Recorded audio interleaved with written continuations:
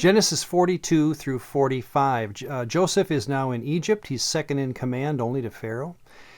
It is important that when the brothers initially sold him, they did not sell him to Egypt. They sold him to the Ishmaelites, slave traders. So they've lost track of Joseph. Well, what happens is Benjamin is kept behind because he's the favorite son of Jacob. But there's a famine in the land. So he sends, Jacob does, 10 brothers down to Egypt to buy grain. They have no idea. It is Joseph, of course. Well, Joseph recognizes that his favorite brother is not in the group. He challenges them. And he keeps Simeon. We're not sure why Simeon, but he keeps one of the brothers as a way to guarantee their return. He sends 9 brothers back with their food or their money in their sacks, I think just out of kindness, back home. Well, time passes. We don't know how long. Simeon, of course, is in an Egyptian jail all this time. And finally, they convince Jacob that it's time to take Benjamin with the gang. So 10 brothers head back, and they go down to again get more grain. And for the first time then, all 12 brothers are together. They still don't recognize who it is, of course, and Joseph puts them or gives them a dinner and puts them in order of their birth. And they're amazed by that, remember. Well, then Joseph sends them all home. He puts Pharaoh's cup in their sack, and he stops the caravan through a messenger, of course, and says, "What have you done?"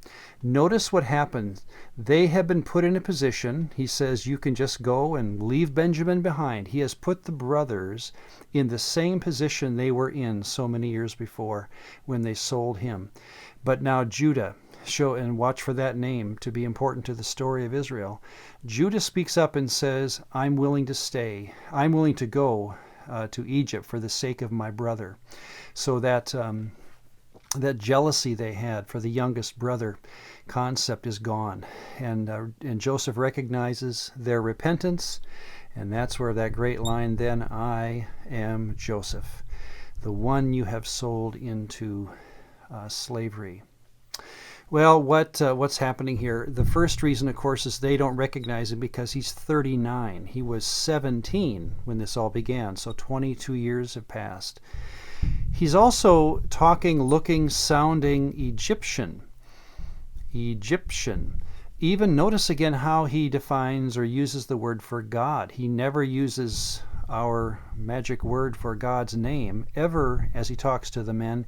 He always uses just the standard form Elohim, because that would give away who he is, right?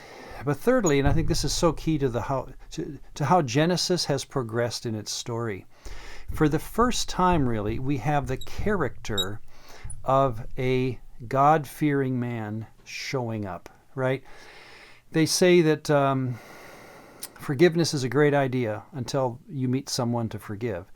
And this is the kind of story where we are learning, and it's going to be part of our story to come, that when you attach yourself to the right God, it does show up in your character. So many of the stories before, of course, in Genesis, we've had some pretty bad characters, even godly people, and their character has been flawed.